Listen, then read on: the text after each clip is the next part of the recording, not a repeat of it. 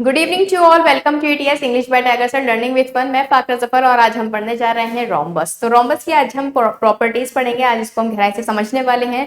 तो गाइज मैं आपको पहले ट्रेपेजियम पढ़ा चुकी हूँ और आज हम रोम्बस पढ़ रहे हैं और इन दोनों की ट्रेपेजियम एंड आपका ये रोम्बस, ठीक है, इन दोनों की जो पीएस है मैं ऑलरेडी आपको प्रोवाइड करा चुकी हूँ mathematics by Fakhra ma'am Telegram group में, जिसमें आपको प्रीवियस ईयर के क्वेश्चंस मिल जाएंगे और सभी के सभी क्वेश्चन काफी अल्टीमेट हैं। वो क्वेश्चन ट्राई करना और जिसका आपको वीडियो सोल्यूशन मिल जाएगा मॉर्निंग में, ठीक है। अच्छा, आज आपका लास्ट टॉपिक है क्वाड्रिलेटरल का। आज आपका क्वाड्रिलेटरल फिनिश हो जाएगा। नेक्स्ट क्लास में हम क्या पढ़ेंगे? नेक्स्ट क्लास में हम पढ़ेंगे सर्किल, ठीक है। और सर्किल एकदम बढ़िया तरीके से मैं आपको पढ़ाने वाली हूँ, एकदम अल्टीमेट मेथड और काफी इंटरेस्टिंग फैक्ट भी मैं आपको सर्किल से जुड़े बताने वाली हूँ, जो आपकी नॉलेज को एनहेंस तो करेगा ही करेगा और आपको स्टडी करने में मजा भी आएगा, ठीक है। तो सर्किल से जुड़ी हम इंटरेस्टिंग फैक्ट भी जानेंगे, इसकी प्रॉपर्टीज भी समझेंगे और काफी गहराई से हम सर्किल को कल की क्लास में समझने वाले हैं, ठीक है। इसके अलावा ये हमारा टेलीग्राम ग्रुप है English by tiger sir group, ही हमारा मेन ग्रुप है। अगर आपका इंग्लिश से रिलेटेड ना कोई भी डाउट हो तो आप इस ग्रुप में हमसे पूछ सकते हो, ठीक है। इसके अलावा अगर आपको ईटीएस के रिगार्डिंग कोई भी आपकी क्वेरी है, कोई भी क्वेश्चन है, तो भी आप इस ग्रुप में पूछ सकते हो। ये इस ग्रुप के बारे में मैं आपको बता चुकी हूँ, मेरा ग्रुप है और इस ग्रुप में आप जो हो अपने मैथ से रिलेटेड और भी पूछ सकते हो। और इसके अलावा इसमें मैं पीडीएफ भी अपलोड करती हूँ, इसके अलावा क्विज भी कराती हूँ। ये अल्टीमेट ग्रुप है, ज्वाइन कर लेना, आपको बहुत हेल्प होगी, ठीक है। चलिए आगे बढ़ते हैं, बात कर लेते हैं अपने रोम्बस की।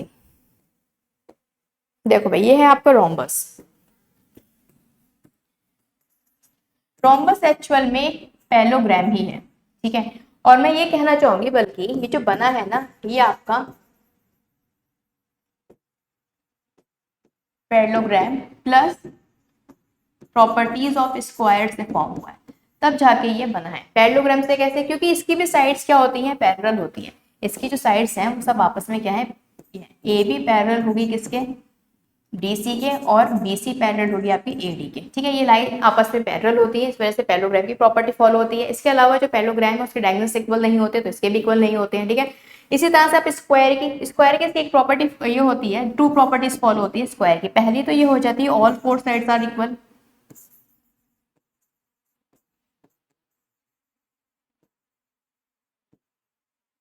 ठीक है। और दूसरी प्रॉपर्टी स्क्वायर से इन्होंने ये ली है, डायगोनल बाइसेक्टेड 90 डिग्री।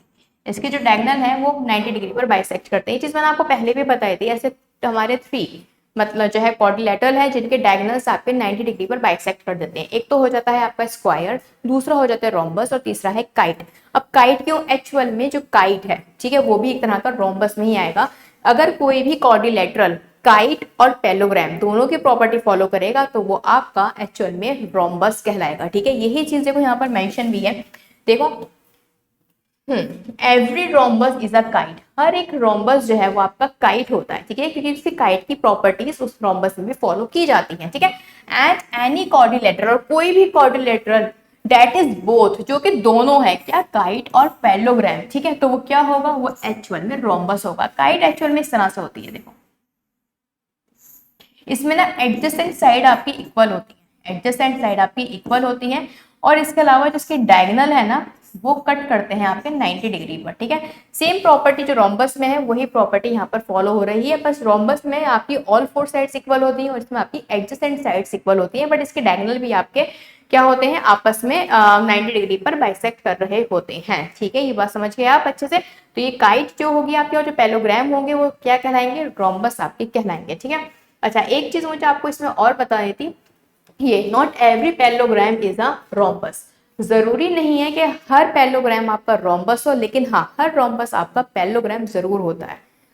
थोड़ा कंफ्यूज रहोगे, इस तरह से समझो। देखो, ये मैं रब कर दे, देखो, ये है आपका parallelogram,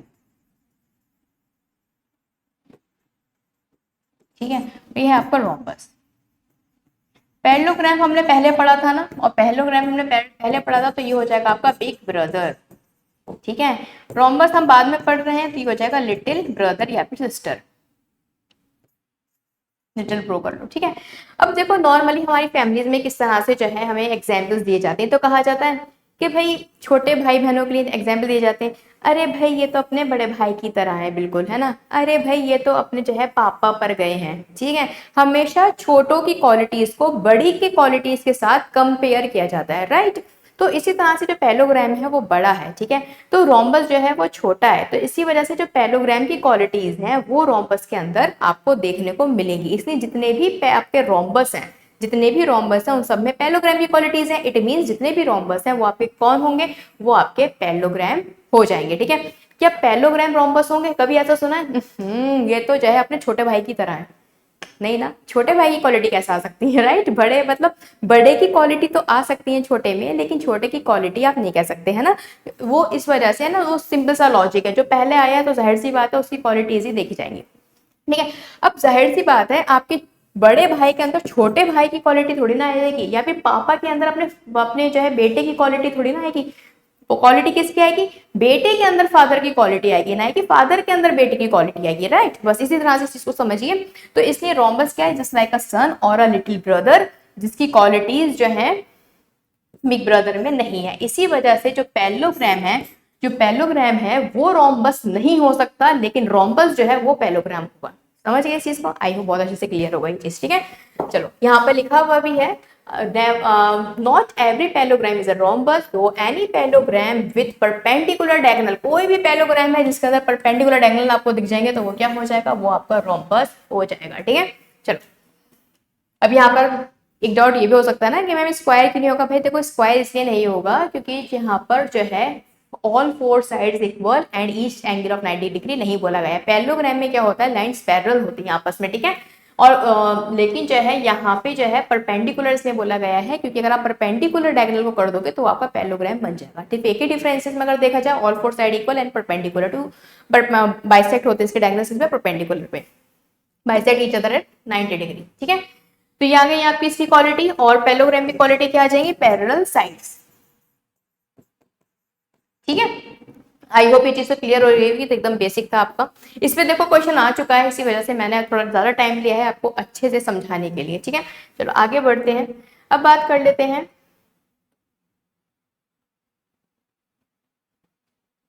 properties of rhombus. Properties of rhombus तो मैं आपको ऐसे समझा दूंगी, देखो बहुत ही इजी प्रॉपर्टीज होती हैं इसकी, बहुत ही इजी, सिंपल सा है ये एकदम। देखो ये रहा आपका रोम्बस। सबसे पहले तो इसके साइड की बात कर लेते हैं, ए बी सी डी। ये पहली प्रॉपर्टी तो यही हो जाती है, all four sides are equal.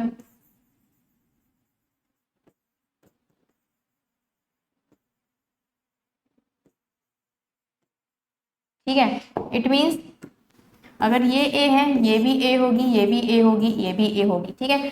बाकी की सारी चीजें वही हैं जो और कोऑर्डिनेटर्स में होती हैं। क्या इसके जो अपोजिट एंगल्स होते हैं वो इक्वल होते हैं। एंगल ए इक्वल हो जाएगा आपके किसके, एंगल सी के। इसी तरह से एंगल बी इक्वल हो जाएगा इसके एंगल डी के। ये सब आपस में क्या होते हैं, इक्वल होते हैं। दूसरी चीज, तीसरी चीज यहाँ पर क्या आ जाएगी, तीसरी चीज यहाँ पर ये है कि ये जो एडजेसेंट एंगल होते हैं इनका सम कितना होता है, 180 डिग्री होता है। मतलब angle A plus angle B बराबर होगा angle B plus angle C, बराबर होगा angle C plus angle D, और ये बराबर होगा angle D plus angle A is equals to 180 degree. Supplementary इनका सम होता है, ये इसका सम कितना रहेगा, 180 रहेगा। एडजेसेंट एंगल का सम इनका 180 डिग्री रहता है, ठीक है। चलो नेक्स्ट प्रॉपर्टी क्या कहती है इसकी, डायगोनल ड्रॉ कर लेते हैं ना, अब डायगोनल की बात हो जाएगी।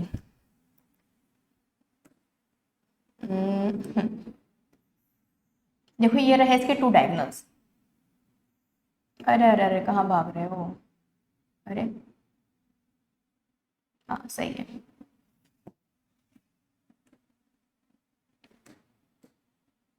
एक डायगोनल है इसका ये, ठीक है। नेम दे देते हैं डायगोनल को, ये है आपका D1 और ये है आपका D2, ठीक है।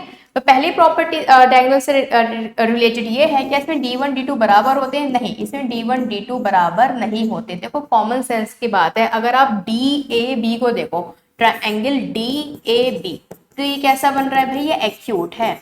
एक्यूट है तो जाहिर सी बात है इसके सामने की साइड भी क्या होगी, छोटी होगी। वहीं अगर आप, क्योंकि एंगल छोटा है, मान लो 60 डिग्री है तो यहाँ पर छोटी होगी। लेकिन ऑन दी अदर हैंड आप ए बी सी देखो, ट्राइंगल ए बी सी देखो, ये कौन सा, ये ऑब्ट्यूज है, ठीक है। ऑब्ट्यूज है तो जाहिर सी बात है मोर देन 90 डिग्री होगा, मोर देन 90 डिग्री जितना बड़ा एंगल उतनी बड़ी साइड। भाई ये एक्यूट है, इसका डायगोनल भी छोटा होगा, ये ऑब्ट्यूज है तो इसका डायगोनल भी बड़ा होगा। सिंपल सा लॉजिक है, ठीक है। इस वजह से जो इसके डायगोनल है वो आपस में इक्वल नहीं होते हैं, ठीक है।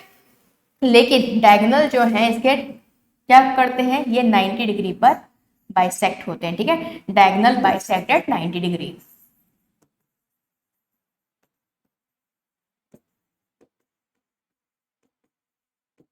नाइन्टी डिग्री पर ही बाइसेक्ट क्यों होते हैं? देखो सिंपल सा लॉजिक है, जिस तरह से स्क्वायर में मैंने आपको बताया था ना आइसोसेलेस, है ना, आइसोसेलेस ट्राइंगल का, वही सेम यहाँ पर आएगा। देखो ये टू साइड्स आपकी इक्वल है तो जाहिर सी बात है अगर ये एंगल थीटा है तो ये भी एंगल कितना होगा, थीटा होगा। कॉमन सेंस की बात है, अगर साइड इक्वल तो आपके एंगल्स भी इक्वल होते हैं। ये थीटा, अब ये आइसोसेलेस ट्राइंगल है, अगर आप यहाँ से लाइन ड्रॉ करोगे तो जाहिर सी बात है आइसोसेलेस ट्राइंगल की हाइट क्या काम करती है, वो भाई काम करती है as a perpendicular bisector, as a angle bisector, है ना। और जो है आपका एज अ मीडियन भी काम करती है वो, ठीक है। इसी वजह से अगर ये पॉइंट आपका ओ है तो ए ओ एंड आपका ओ बी, सॉरी ओ सी आपस में क्या हो जाएंगे, बराबर हो जाएंगे। समझ गए ना इस चीज को? तो आइसोसेलेस की ट्रायंगल की प्रॉपर्टी यहाँ पर मैंने फॉलो की है। Same on the other hand अगर बात करेंगे इसी तरह से ये दोनों इक्वल है तो ये अगर आपका अल्फा है तो ये भी आपका अल्फा होगा, ठीक है। ये साइड इक्वल, ये साइड इक्वल।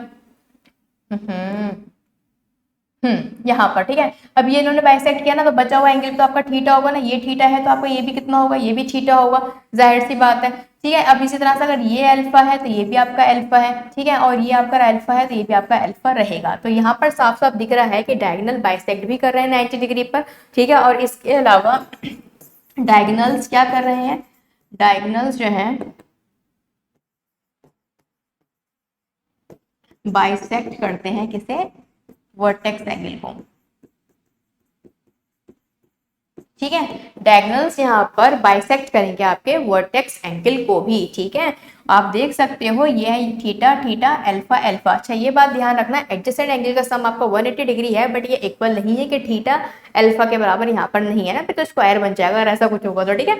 तो यहाँ पर जो है ये इक्वल नहीं है बट ये यहाँ पर बाइसेक्ट करेगा, ठीक है। तो यहाँ पर जो है प्रॉपर्टी आपकी यह बनी है कि डायगोनल बाइसेक्ट भी होंगे 90 डिग्री पर और इसके अलावा जो है ये वर्टेक्स एंगल को भी बाइसेक्ट करेंगे, ठीक है। ये तो कुछ बातें हो जाती हैं इसके डायगोनल के बारे में और इसकी साइड्स और एंगल्स के बारे में। वैसे भी अगर आप देखो ये आपका जो है पैरेललोग्राम तो है ही है, साइड से बात है, तो पैरेललोग्राम की प्रॉपर्टी से भी अगर आप इसे देखोगे तो भाई ऑल्टरनेट एंगल्स आपके इक्वल होते हैं ना। देखो सिंपल सा लॉजिक है, ऑल्टरनेट एंगल्स, ये अगर थीटा है तो ये भी थीटा होगा, ऑल्टरनेट है, ये थीटा है तो ये भी थीटा, ये अल्फा तो ये भी अल्फा, ये अल्फा तो ये भी अल्फा। ऑल्टरनेट एंगल की भी हम प्रॉपर्टी यहाँ पर फॉलो कर सकते हैं, ठीक है। Note all these things. I also provide you PDF in the group.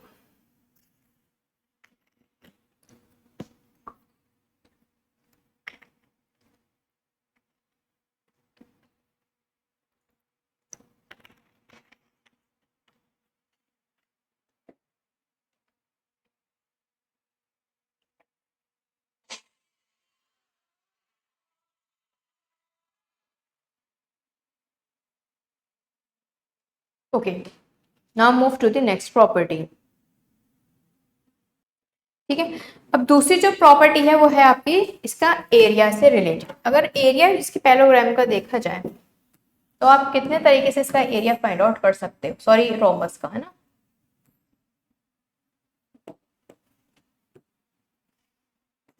A B C and D, ठीक है। तो एरिया की बात की जाए तो एरिया इज इक्वल्स टू, पहला तो इसका एरिया वही फॉर्मूला फॉर्म होगा जो आपका पैरेललोग्राम में होता है, ठीक है, बेस इनटू हाइट, ठीक है।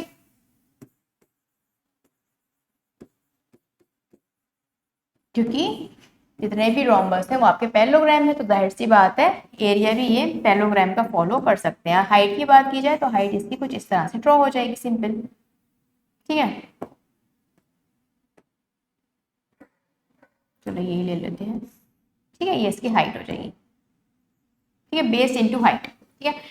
इसके अलावा और क्या क्या एरिया के इसके फॉर्मूला है, तो एक तो आपका फॉर्मूला ये आ जाएगा बेस इनटू हाइट। दूसरा इसका फॉर्मूला है जो सभी क्वाड्रिलेटरल के लिए वैलिड होता है, वो है आपका half into d1 into d2 into sine theta, ठीक है। ये चीज मैं आपको बता चुकी हूँ, है ना। अब ये कैसे होगा तो ये भी चीज आप देख लीजिए।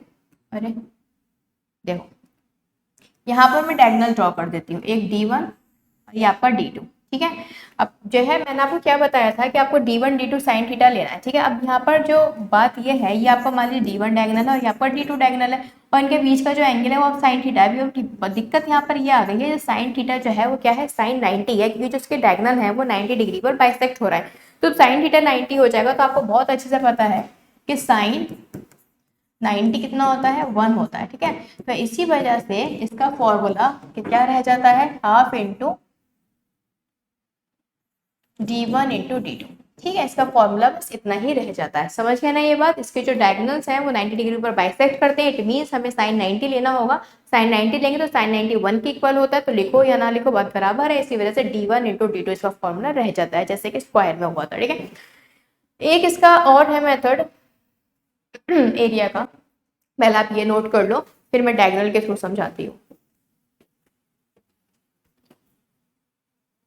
ओके, देखो कभी कभी क्या होता है कि इसमें आपको साइड या फिर डायगोनल जो है निकालने को बोल दिया जाता है कि आपको जो है सिंपली एरिया गिवन होगा और आपसे कहा जाएगा कि आपको डायगोनल फाइंड आउट करना है, ठीक है। तो उस केस में आपको पहले साइड निकालनी पड़ती है, या फिर एक डायगोनल दे देंगे, दूसरा डायगोनल आपसे लेंथ पूछ लेंगे, ठीक है। तो उस केस के लिए एक फॉर्मूला यहाँ पर बनता है, वो आप देख लीजिएगा किस तरह से वो यूज आप करोगे, ठीक है। फॉर्मूला ये है कि आपका d1 square by 2 plus d2 square by 2 is equals to a square. ये है। अब ये कैसे बना है, बहुत ही सिंपल है। आपको साफ साफ दिख रहा है कि इसकी जो ऑल फोर साइड तो इक्वल है, ठीक है। और ये जो है आपका 90 डिग्री पर बाइसेक्ट हो रहा है। अगर मैं यहाँ पर पाइथागोरस थ्योरम लगा दूं, और मैंने अभी आपको ये भी बताया था इसके जो एंगल जो डायगोनल है वो बाइसेक्ट होते हैं, मतलब अगर ये पॉइंट आपका O है तो AO एंड आपका OC बराबर है, DO एंड आपका OB यहाँ पर बराबर हो जाएंगे, राइट। अब देखो यहाँ पर अगर आप पाइथागोरस थ्योरम लगाओगे तो ए स्क्वायर आपको किसके बराबर मिल जाएगा, ए स्क्वायर आपको मिल जाएगा, पूरा डायगोनल आपका d1 है तो ये कितना हो जाएगा, ये आपका d1 बाई 2 हो जाएगा। रुकिए मैं इसको रब करके शो करती हूँ, ठीक है। लाइन भी रब हो गई, कुछ नहीं तो चलो कोई नहीं।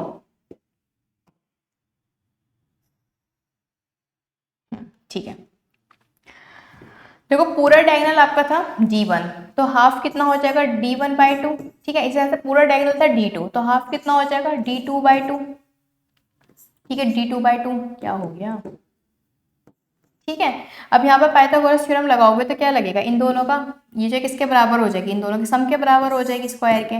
d1 का स्क्वायर बाई 2 प्लस d2 का स्क्वायर बाई 2, बस सो सिंपल। पाइथागोरस थ्योरम से ये प्रूफ आपका आ जाता है। तो आई होप आप ये चीज अच्छे से समझ गए होंगे, सो सिंपल, ठीक है। अच्छा एक चीज इसमें और है, ये तो आ जाता है आपका कि कभी आपको डायगोनल या फिर साइड फाइंड आउट करनी हो। वैसे देखो ये चीज आप तब अप्लाई कर सकते हो जब क्वेश्चन की जो वैल्यू हो काफी सिंपल हो। अदरवाइज जो है अगर आप इस फॉर्मूले से जाओगे, कभी कभी क्या होता है कि 73, 65 इतने बड़े बड़े जो है इसमें मेजरमेंट गिवन होते हैं, जिसको कैलकुलेट करना, वो भी स्क्वायर का कैलकुलेट करना काफी डिफिकल्ट हो जाता है। वैसे how to calculate square easily, तो इसकी पर मैंने ऑलरेडी वीडियो बना रखी है, आप विद इन सेकंड में किस तरह से स्क्वायर फाइंड आउट कर सकते हो, ये आप जाकर देख सकते हो, प्लेलिस्ट में अवेलेबल है, आप जाकर देख लेना, बहुत अल्टीमेट क्लास है।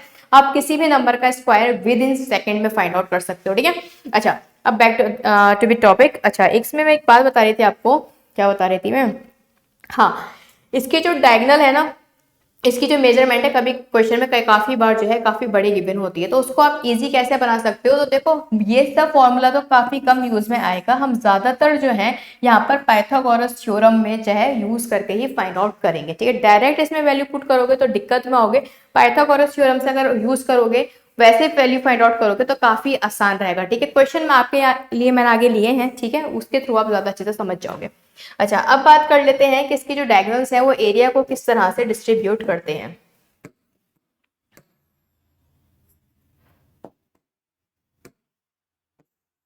ए बी सी एंड डी इसका डायगोनल आ जाएगा ये ए सी एंड आपका बी डी, इंटरसेक्ट होते हैं किस पर, ये 90 डिग्री पर, ठीक है। ये एंगल अगर थीटा है तो ये एंगल भी थीटा होगा, ये एंगल थीटा तो ये भी थीटा, ये अल्फा तो ये भी अल्फा, एंड ये अल्फा तो ये भी अल्फा। अब आप मुझे खुद देखकर बताइए क्या ये चारों के चारों आपस में कॉन्ग्रुएंट ट्रायंगल नहीं है, खुद देखो, theta alpha theta theta alpha, ठीक है। अब यहाँ पर अगर आप देखो ये है आपका d1 बाई 2 और ये भी आपका है d1 बाई 2, ठीक है। इसी तरह से मैं पेन चेंज कर लेती हूँ, ये हो जाएगा आपका d2/2 और ये हो जाएगा आपका d2/2। अब आप देखिए d1 d2 again d1 d2 alpha theta, तो जाहिर सी बात है जो एंगल्स यहाँ पर है, जो एंगल्स यहाँ पर है वो यहाँ पर है, और इसके अलावा जो साइड्स हैं वो भी यहाँ पर बराबर आ रही हैं। तो मैं ये कह सकती हूँ कि ये जो आपका इसके डायगोनल्स हैं, इसके जो डायगोनल्स हैं, ये एरिया को diagonals of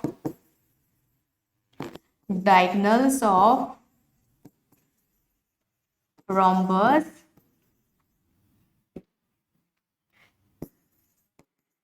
divide the area into 4 equal triangle, है ना। इसका जो एरिया है रोम्बस का ये डिवाइड कर देंगे 4 इक्वल ट्राइंगल में। जो इसका एरिया होगा AOB का, मतलब एरिया ऑफ AOB बराबर होगा एरिया ऑफ BOC के, ये बराबर होगा एरिया ऑफ COD के, और ये बराबर होगा एरिया ऑफ DOE के। ठीक है, ये सब आपस में इनके एरियाज बराबर हो जाएंगे। इसके अलावा तो ये करते हैं काम है। इसके अलावा अगर मैं खाली एक डायगोनल की यहाँ पर बात करूँ, है ना, ओनली अगर हम वन डायगोनल यहाँ पर कंसीडर करते हैं, तो देखो उस केस में क्या होगा। उस केस में पैडोग्राम तो नहीं रख रहा ये रोम्बस, अरे अरे अरे हाँ आप सही है, ठीक है। तो ये आपका A है, ये B है, ये C है, ये D है।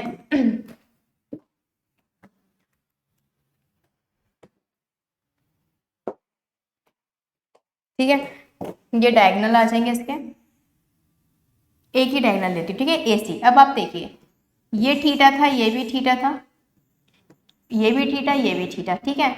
ये साइड ए और ये A, अगर आप यहाँ पर देखो ए यहाँ पर भी है, ए यहाँ पर भी है, टू साइड्स इक्वल हो गई, एक एंगल इक्वल हो गया, और AC आपकी कॉमन है। तो मैं ये कह सकती हूँ आपका ट्राइंगल कौन सा ABC कॉन्ग्रेंट होगा किस ट्राइंगल के, DAC के, है ना, DAC के ये कॉन्ग्रेंट हो जाएगा। ठीक है, ये सब आपस में क्या होंगे, कॉन्ग्रेंट है। भाई कॉन्ग्रेंट हो चुके हैं तो जाहिर सी बात है जो इसका एरिया होगा वही इसका एरिया होगा।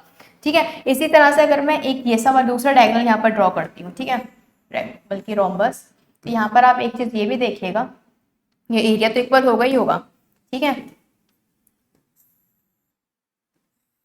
ठीक है, अरे अरे अरे अरे ये वाला, इस बार ये वाला डायगोनल लेते हैं। ठीक है, अब देखो ये A है, ये भी A है, ये A है और ये भी आपका A है। ठीक है, अब ये सब वाला अगर मैं एंगल देखूं, ये क्या था, 2 थीटा था ना। ठीक है, ये था आपका 2 थीटा, तो जाहिर सी बात है ये भी आपका कितना होगा, 2 थीटा होगा। ठीक है, अब आप देखो अगर इस तरह से देखो, ठीक है, तो ये भी 2 थीटा, ये भी 2 थीटा, साइड आपकी बराबर, आपकी जो है इस बार ABCD, तो इस बार आपका BD जो है कॉमन आ रही है, तो इट मीन्स जो इसका एरिया होगा वही आपका इसका एरिया होगा। तो साफ साफ दिख रही है यहाँ पर चीजें, जो डायगोनल है ये आपके 2 इक्वल पार्ट्स में भी एरिया को बांटते हैं। 4 में तो बांटेंगे 2 इक्वल पार्ट्स में भी इनका एरिया इक्वल होता है। ठीक है, तो ये बात आपको ध्यान रखनी है। सिंपल सी इसकी प्रॉपर्टीज है और इसमें कुछ भी नहीं है। ठीक है, अंडरस्टूड सी बात है, सारी चीजें आपके सामने लिखी है। ठीक है, लास्ट इसकी प्रॉपर्टी है, बाकी की जो उसकी फॉर्मूलाज है, प्रॉपर्टी है, वो वैसी है जो स्क्वायर की है। ठीक है, जो काम की है वो मैं सब आपको बता दे रही हूँ जिन पर क्वेश्चन आता है। ठीक है, जिन पर क्वेश्चन आता है, जो कॉमन है कोऑर्डिनेटरी प्रॉपर्टीज वो मैं यहाँ पर फॉलो नहीं कर रही हूँ, सिर्फ जो स्पेशलिटी रोम्बस की है सिर्फ वही यहाँ पर मैं ये डिस्कस कर रही हूँ। ठीक है, चलो लास्ट इसका ये है कि अगर हम मिड पॉइंट ज्वाइन करा देते हैं A B C and D, अगर मैं इसका मिड पॉइंट ज्वाइन करा देती हूँ, ठीक है, तो कौन सा यहाँ पर क्वाड्रिलेटरल फॉर्म होगा, एनी आइडिया? बहुत इजी है भाई, रेक्टेंगल। प्रूफ करने की भी नीड नहीं है, ऐसे ही पता लगा लोगे, ऐसे ही बता दूंगी मैं, आप प्रूफ तक करने की नीड नहीं है। ठीक है, वैसे हम काफी बार प्रूफ कर चुके हैं मिड पॉइंट का, अब इसका ऐसे सुन लो। देखो बात ऐसी है कि जब मैं आपको ये बहुत अच्छे से पता है जो डायगोनल है इसके रोम्बस के, वो बाइसेक्ट होंगे किस पर, 90 डिग्री पर। ठीक है, 90 डिग्री पर बाइसेक्ट हो रहे हैं, ये आपका स्क्वायर हो जाता अगर जो है रोम्बस में क्या रहता, अगर रोम्बस के डायगोनल्स आपके इक्वल होते, बट यहाँ पर डायगोनल्स ना रोम्बस के इक्वल नहीं है, इसी वजह से ये आपको क्या बनेगा, इस बार ये रेक्टेंगल बनेगा। क्योंकि रेक्टेंगल क्यों बनेगा, देखो भाई सिंपल सा लॉजिक है, ये पूरी साइड अगर आप देखो ये आपकी D1 है, ठीक है, बल्कि हाँ यहीं से देख लो, ये आपकी पूरी D1 है, है ना, ए सी आपका D1 है, ये आपका मिड पॉइंट है, तो ये कितना हो जाएगा D1/2। ठीक है, ये भी आपका कितना हो जाएगा, ये भी आपका D1/2 हो जाएगा। ये आपका D2 है ना, जहां पर D1 is not equals to D2 है। ठीक है, तो ये कितना हो जाएगा, ये भी आपका D2/2 हो जाएगा और ये भी आपका D2/2 हो जाएगा। अब आप खुद देखिए, अपोजिट साइड्स इक्वल भी है और पैरेलल भी है, 90 डिग्री पर जो है साथ में एंगल्स भी बन रहा है, तो जाहिर सी बात है ये 90 डिग्री। ठीक है, पैरेलल लाइंस है तो जाहिर सी बात है ये भी आपका 90 डिग्री बनेगा, ये भी 90 डिग्री, ये भी 90 डिग्री। तो इट मींस आपकी अपोजिट साइड इक्वल्स हैं और एक और आपके सारे एंगल्स 90 डिग्री के हैं। और ऐसा कहाँ पर होता है, ऐसा सिर्फ आपका रेक्टेंगल में देखा जाता है, जहां पर अपोजिट साइड्स इक्वल होती हैं और हर एक एंगल आपका 90 डिग्री का होता है। ठीक है, तो ये बात ध्यान रखना, रोम्बस से बनने वाला जो आपका क्वाड्रिलेटरल है ये आपका PQRS। ठीक है, सो ये जो आपका PQRS है ये क्या होगा, ये आपका रेक्टेंगल हो जाएगा, आयत जिसको आप कहते हो। ठीक है, रेक्टेंगल ये आपका हो जाएगा। ठीक है, ये छोटे छोटे से प्रूफ है रोम्बस में, उसके क्वेश्चन भी काफी इजी होते हैं। तो आई होप आपको ये सारी चीजें अच्छे से क्लियर हो गई होंगी और रोम्बस से रिलेटेड कोई भी डाउट नहीं होगा। ठीक है, सो क्वेश्चन कर देखते हैं एक, है ना। चलिए एक क्वेश्चन करते हैं इस पर बेस्ड, जो मैंने आपको उसी तरह का क्वेश्चन पीएस में भी प्रोवाइड कराया है, तो वो क्वेश्चन आप जरूर देख लीजिएगा, पीएस सॉल्व करने में आपको हेल्प मिलेगी। ओके, क्वेश्चन मैं नोट कर देती हूँ। ठीक है,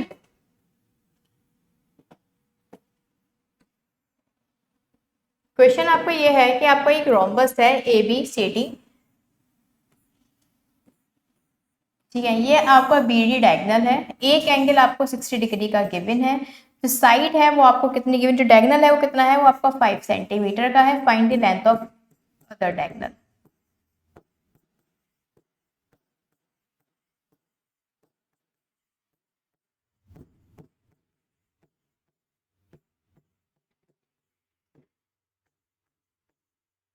कैसे फाइंड आउट करोगे, देखो ये 60 है। ठीक है, अब आपको पता है ये साइड और ये साइड आपकी इक्वल होती है, अगर ये 60 डिग्री है तो जाहिर सी बात है भाई ये भी तो 60 होगा ना, ये 60 है तो ये भी 60 होगा। भाई ये दोनों साइड अगर इक्वल होती हैं, ये दोनों साइड आपकी इक्वल है, तो जाहिर सी बात है एंगल्स भी इक्वल होंगे, तो जाहिर सी बात है आपका ये ADB क्या बच जाएगा, एक तरह से ये इक्विलेटरल ट्रायंगल बन जाएगा, बस कुछ बचा ही नहीं है, ये इक्विलेटरल ट्रायंगल हो जाएगा। अगर मैं यहाँ से परपेंडिकुलर ड्रॉ करती हूँ, ठीक है, ये रहा। ठीक है, 90 डिग्री पर तो बाइसेक्ट वैसे भी होते हैं। और मैं आपसे कहूं कि आप मुझे AO की लेंथ बताओ, AO की लेंथ कितनी हो जाएगी। देखो बाइसेक्ट करता है ना, ये आपका जो डायगोनल है इसका रोम्बस का, वो बाइसेक्ट करता है, तो इट मीन्स अगर ये पूरा 60 है तो ये कितना हो जाएगा, 30 हो जाएगा। ठीक है, ये पूरा 60 है तो ये कितना हो जाएगा, ये आपका 30 हो जाएगा। अब आपको पता है जो 90 के सामने की जो साइड होती है, ये चीज मैं आपको पहले भी बता चुकी हूँ। देखो मैंने आपको क्या बताया था, ये आपका 90 है, मान लीजिए ये आपका 30 डिग्री है और ये आपका 60 डिग्री है। ठीक है, तो मैंने आपको ये बताया था जो 90 है उसके सामने की साइड कितनी कंसीडर करते हैं हम, 2 यूनिट। ठीक है, 60 के सामने की आपकी कितनी हो जाती है, आपको 60 के सामने की चाहिए ना, हाँ ये हो जाएगी आपकी √3 और इसके सामने की हो जाती है आपकी 1। ठीक है, ये पैटर्न मैं आपको कई बार बता चुकी हूँ। ओके, ठीक है, पेन चेंज कर लो, चलो।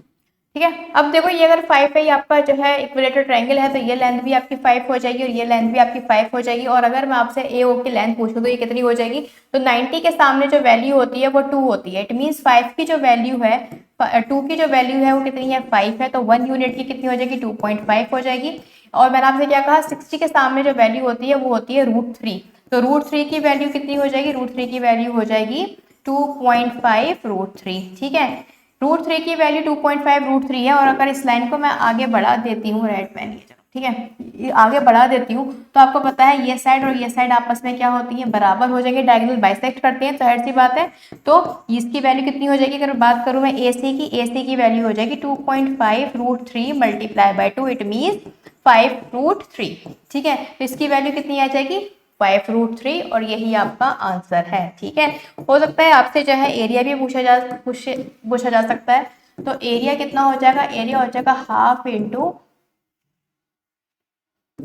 5 इंटू 5 √3, क्योंकि एक डायगोनल आपका कितना है 5 है और एक आपका 5 √3 है, तो कितना हो जाएगा 25√3/2 आंसर। ठीक है, ये आपसे पूछा जाए अगर एरिया, तो एरिया ये हो जाएगा, डायगोनल पूछा जाए तो ये हो जाएगा। ठीक है, मैंने आपसे कहा भी था कि जरूरी नहीं है a square is equals to half of d1 plus half of d2 लगाएं, ऐसा कंपलसरी नहीं है।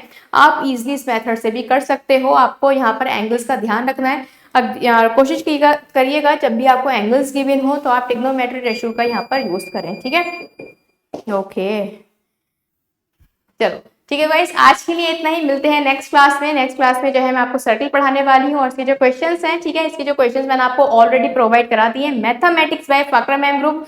Eight the starting of the video आपको उसका लिंक मिल जाएगा और उसका चैनल, सॉरी, उसका ग्रुप का नेम मिल जाएगा। आप जाकर वहां से कॉपी कर सकते हो, टाइप कर लेना, इसी मेरा ग्रुप मिल जाएगा। उसमें पीएस आपको मिल जाएगी जिसमें ट्रेपीजियम एंड आपके रोम्बस के ढेर सारे क्वेश्चंस हैं। वो क्वेश्चन आज आप ट्राई करिएगा और मॉर्निंग में उसका वही सोल्यूशन आपको मिल जाएगा। तो थैंक यू सो मच। आज के लिए इतना ही। Take care, bye bye.